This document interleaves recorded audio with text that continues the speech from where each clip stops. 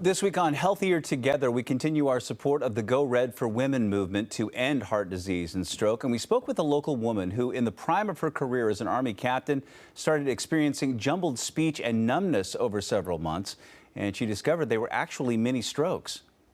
I was 28 and in the active duty Army when I found out that I was diagnosed with Moyamoya disease, which is a very rare progressive cerebrovascular disease that basically impacts the carotid arteries that are leading up to your brain, further causing blockages and blood clots. So in essence, I'm at a huge risk for stroke.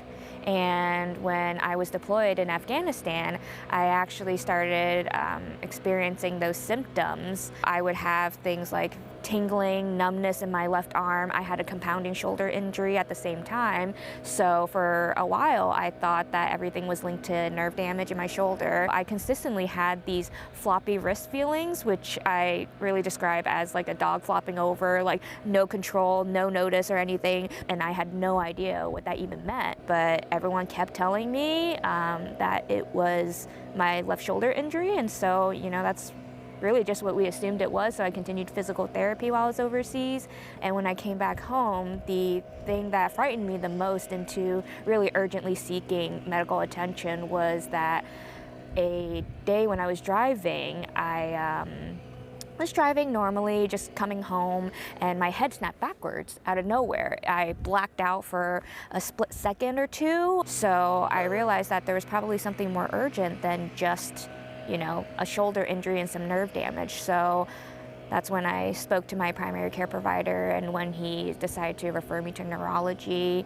I was put in for a brain MRI as well as like a C-spine and neck MRI, and it turned out, even though the neurologist had initially anticipated that there'd be no results coming from that brain MRI, I ended up getting diagnosed with Moyamoya disease. Because it was during COVID timeframes, my surgery itself was delayed for about 4 months.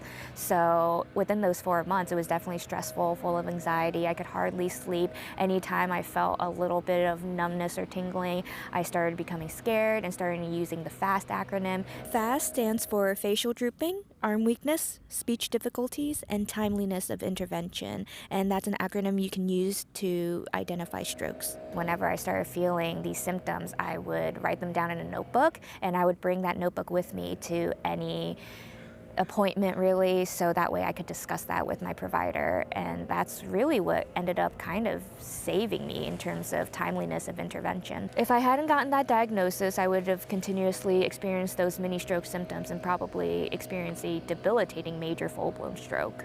You never know what will happen. I had a clean family history of neurological diseases, like no one had it. So even when your family history and logic proves you wrong, you never know what's going to happen to you. And I think it's important to just raise awareness about different symptoms that you'll see, so that way if it happens to someone you know or to you, you could end up being that intervention that saves their lives in the long run. Because if I didn't get seen when I got seen, I could have potentially had a major full-blown stroke and I wouldn't be here today.